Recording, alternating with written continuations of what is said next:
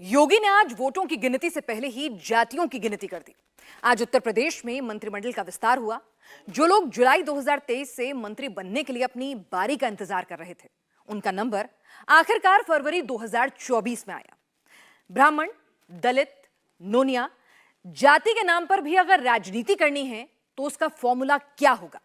योगी और मोदी अगर जाति को जोड़ते भी हैं तो कैसे जोड़ते हैं? अगर ये समझना है तो इस रिपोर्ट को ध्यान से देखिए। ओम प्रकाश राजभर ईश्वर की शपथ लेता हूं। दारा सिंह चौहान ईश्वर की शपथ लेता हूं। मैं अनिल कुमार ईश्वर की शपथ लेता हूं। मैं सुनील कुमार शर्मा ईश्वर की शपथ लेता हूं। ये सीएम योगी की नई टीम है। योगी ने अपनी इस टीम से यूपी में 80 में से 80 सीटें जीतने का फॉर्मूला निकाल लिया है। ओपी राजभर सुहेलदेव भारतीय समाज पार्टी के अध्यक्ष हैं। जहूराबाद से विधायक हैं। पूर्वांचल में मजबूत पकड़ है। अनिल कुमार पुरकाजी से आरएलडी विधायक, पश्चिमी यूपी में आरएलडी की मजबूत पकड़ है। दारा सिंह चौहान बीजेपी के एमएलसी है। पूर्वांचल में पिछड़े समाज के बड़े नेता हैं। सुनील शर्मा साहिबाबाद से बीजेपी विधायक 2,14,835 रिकॉर्ड वोटों से चुनाव जीते हैं। बीजेपी ने चुनाव से पहले योगी कैबिनेट का विस्तार कर सभी को साध लिया है। पूर्वांचल से लेकर पश्चिमी यूपी तक को बीजेपी अपनी सीटें पक्की कर ली हैं। पिछड़ों से लेकर किसानों तक को बीजेपी अपने पाले में लेकर आ गई है। लोकसभा के सीटों के हिसाब से यूपी 6 हिस्सों में बटा है। पश्चिमी यूपी में लोकसभा की 8 सीटें हैं। रोहिलखंड में 11, बुंदेलखंड में 4, मध्य यूपी में 14, अवध में 14 सीटें हैं और पूर्वांचल में लोकसभा की 29 सीटें हैं। पूर्वांचल में पिछड़ी जातियों का प्रभाव है तो पश्चिमी यूपी में किसान और जाटों का वोट जीत के लिए अहम है। और आम चुनाव से पहले बीजेपी यूपी जीतने के लिए उन सभी नेताओं को अपने खेमे में शामिल कर चुकी है जिनका प्रभाव समाज और खास इलाके पर है। ओपी राजभर समुदाय से आते हैं। यूपी में राजभर 4% है। राजभर जाति के लोगों का सबसे ज्यादा प्रभाव पूर्वांचल में है। 18 जिलों में इनकी मजबूत पकड़ है। वाराणसी, चंदौली, गाजीपुर, जौनपुर, मऊ, बलिया, आजमगढ़ और देवरिया में 20% से ज्यादा राजभर है। जबकि गोरखपुर, कुशीनगर, महाराजगंज, सिद्धार्थनगर, बस्ती, संत कबीर नगर, अयोध्या, अंबेडकर नगर, बहराइच और श्रावस्ती में 10% राजभर समाज के लोग रहते हैं। पूर्वांचल में 25 जिलों में 26 लोकसभा की सीटें हैं। करीब 12 लोकसभा सीटों पर ये जीत हार का फैसला करते हैं। योगी आदित्यनाथ जी मुख्यमंत्री जी के नेतृत्व में 7 साल में एक भी दंगे नहीं हुए, कहीं कर्फ्यू नहीं लगा, कानून का राज है, गरीब कमजोर अमन चैन से है। जो पिछली सरकार समाजवादी पार्टी की सरकार थी, उस सरकार से इस सरकार की गरीब तुलना कर रहा है तो कहता है कि योगी जी की सरकार अच्छी है। ओपी राजभर को बीजेपी ने एनडीए में शामिल कर पूर्वांचल में मौजूद 29 सीटों पर सीधे अपनी जीत पक्की कर ली है।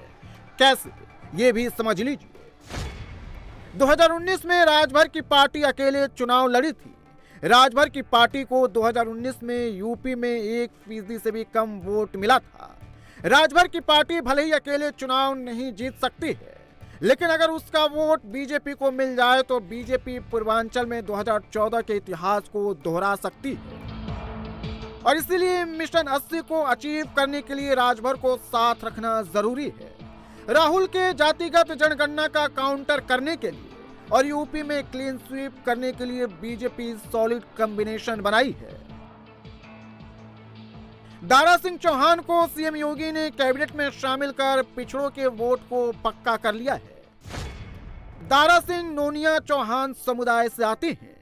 ये समुदाय पूर्वी उत्तर प्रदेश के आजमगढ़ और वाराणसी जिलों का अन्य पिछड़ा वर्ग समूह है।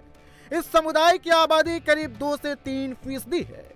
बीजेपी चौहान के जरिए गैर यादव ओबीसी वोटों को एकजुट करने की कोशिश में है। दारा सिंह चौहान की पूर्वांचल में तकरीबन 12 से 15 सीटों पर पकड़ है और बीजेपी ओपी राजभर दारा सिंह चौहान के जरिए पूर्वांचल की सभी 29 सीटों पर इंडी गठबंधन का रास्ता रोकने के लिए तगड़ा प्लान कर चुकी है। उत्तर प्रदेश के मुख्यमंत्री आदरणीय योगी आदित्यनाथ जी को और पूरी टीम को मैं तहे दिल से उनका आभार व्यक्त करता हूं कि जो दायित्व उन्होंने सौंपा है मैं ईमानदारी से पूरा करके इतनी लगन से हम लोग से लग जाएंगे, काम करेंगे कि उत्तर प्रदेश की 80 लोकसभा सीटें जितवा करके देश में जो लक्ष्य निर्धारित किया हमारी पार्टी ने 400 के पार करके फिर नरेंद्र मोदी जी को तीसरी बार प्रधानमंत्री बनाने का काम करेंगे। इनके आने से यूपी में बीजेपी के लिए जीत कितनी आसान हो गई है ये भी समझ लीजिए। अपना दल सोनेवाल यानी अनुप्रिया पटेल कुर्मी वोटों की राजनीति करती हैं। उत्तर प्रदेश में कुर्मी और सैथवार की आबादी करीब 6% है।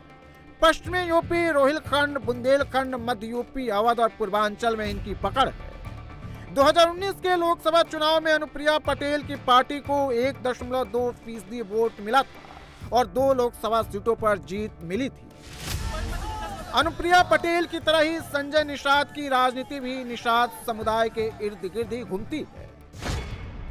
उत्तर प्रदेश में 18% निषाद समुदाय के वोट हैं। यूपी के 37 सीटों पर निषाद समुदाय की पकड़ है। प्रतापगढ़, जौनपुर, फतेहपुर, अंबेडकर नगर और सुल्तानपुर जैसी सीटों पर निषाद जीत हार का फैसला करते हैं। यूपी में संजय निषाद की पार्टी और उनका वोट बैंक कितना मजबूत है यह उनकी सियासी पारी से समझिए। संजय निषाद खुद योगी सरकार में मंत्री हैं। बेटे प्रवीण निषाद संत कबीर नगर से बीजेपी के सिंबल पर सांसद हैं। छोटे बेटे सरवन निषाद चौरी चौरा से बीजेपी के टिकट से ही विधायक चुने गए हैं। विधानसभा में संजय निषाद की पार्टी के 11 विधायक हैं। 2019 लोकसभा चुनाव में निषाद पार्टी अपने सिंबल पर भले ही चुनाव नहीं लड़ी लेकिन उसका वोट बीजेपी को ट्रांसफर जरूर हुआ। सीएम योगी एक सीट का सर्वे कर चुके हैं। एक लोकसभा सीटों पर बीजेपी कैसे जीतेगी इसकी प्लानिंग हो चुकी है। इंडी गठबंधन को हराने के लिए एक वोट बीजेपी को कैसे मिलेगा इसका पूरा कैलकुलेशन योगी ने कर लिया है।